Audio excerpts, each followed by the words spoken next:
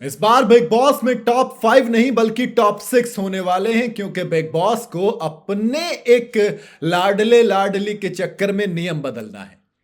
भाई कहते हैं बिग बॉस में बड़े ही सख्त नियम होते हैं। कोई हाथ नहीं उठा सकता, किसी को बेघर होने से कोई नहीं रोक सकता। लेकिन ऐसा लग रहा है कि जब बात बिग बॉस के लाडले और लाडलियों पर आती है तो वो नियम बदल देते हैं। हमने तो ये भी सुना था हाथ नहीं उठा सकता था, लेकिन मैंने ओटीटी में भी देख लिया कि हाथ उठाने वाला भी बच जाता है, और मैंने पिछले बिग बॉस के सीजन में भी देखी थी ये सारी चीजें। तो ऐसा लग रहा है कि नियम वियम बिग बॉस में सिर्फ और सिर्फ फर्जी होते हैं, लिखने के लिए होते हैं, उनका कोई मतलब अहमियत नहीं होता, क्योंकि खुद बिग बॉस अपने नियमों को हल्के में लेते हैं।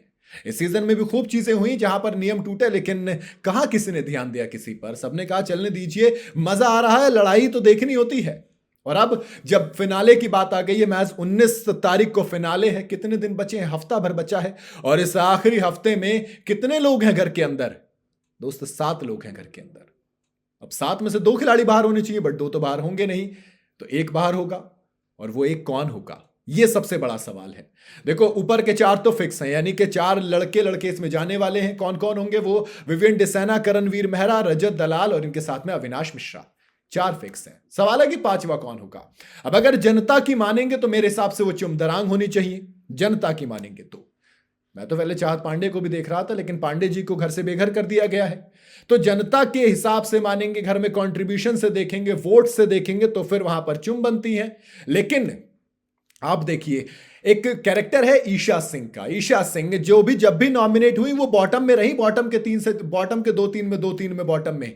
कशिश के साथ अगर डबल इविक्शन जो टेक्निकली होना चाहिए था, ताकि इस हफ्ते मिडवीक में एक बाहर होता और हमें आसानी से टॉप 5 मिल जाते, लेकिन बिग बॉस को लगा कि मेरी लाडली को कैसे बाहर करूं, तो उन्होंने डबल वीक जो जो डबल इविक्शन वाला वीक था वही पलट दिया और खाली कशिश को बेघर किया। और जो ईशा बॉटम में थी वो आगे तक पहुंच गई, बताओ। और चाहत पांडे, श्रुतिक अर्जुन जो उनसे काफी ऊपर थी, वो वहीं पे खत्म हो गया उनका गेम।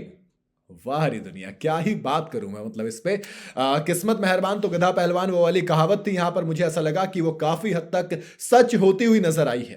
पहली चीज। दूसरी चीज पे आता हूं अब। ईशा को आप दूसरे एंगल में कहां देखेंगे? दूसरी वजह है अविनाश वाला लव एंगल। जी हां, बिग बॉस को लव स्टोरी चलाने में बड़ा मजा आता है। अब उस लव स्टोरी के चक्कर में अगर हम देखूं तो ईशा एक्चुअल में यहां तक खिंची है, तो उनको तो बाहर नहीं करना चाहेंगे वो। अब इधर दूसरी तरफ कौन बचती है? चुमदरांग। इनको बाहर करेंगे?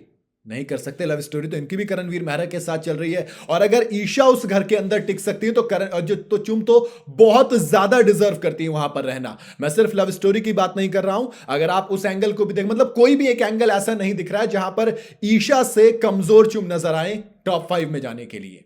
तो अगर इन दोनों को रखा जाता है और किसी एक को बाहर किया जाएगा तो दोस्त वो शिल्पा शिरोडकर होंगी। लेकिन ऑर्मैक्स वाले देखिए अपनी पॉपुलैरिटी रैंकिंग में उनको नंबर 4 पर लेकर चल रहे हैं, और अविनाश मिश्रा को 5 पर रखा हुआ है। तो कहानी में मेरे ख्याल से ट्विस्ट होगा, और इस हफ्ते मिडवीक इविक्शन के नाम पर सिर्फ एक खिलाड़ी घर से बेघर होगा, और वो होंगी शिल्पा शिरोडकर। और ऐसे में टॉप 5 नहीं बल्कि आपको इस बार टॉप 6 देखने को मिलेंगे। रजत और विवियन में से किसी को बाहर कर नहीं सकते, क्योंकि दोनों जीतने के दावेदार हैं। करण के साथ चुम भी रहेंगी और अविनाश के साथ ईशा भी रहेंगी, और मेरे ख्याल से ईशा उससे एक मेहरबानी के चलते आखिरी हफ्ते तक पहुंची है। बाकी आपको क्या लगता है, क्या होने वाला है? या फिर बिग बॉस सच में अपने नियम पे मानेंगे और 2 लोगों को एक साथ बाहर करके टॉप 5 ही लेकर जाएंगे? आप अपनी राय मुझे कमेंट में जरूर बताइएगा। वीडियो अगर आपको पसंद आई हो तो इसे लाइक और शेयर जरूर करें, और जाते जाते चैनल को फॉलो और सब्सक्राइब जरूर करते जाइएगा।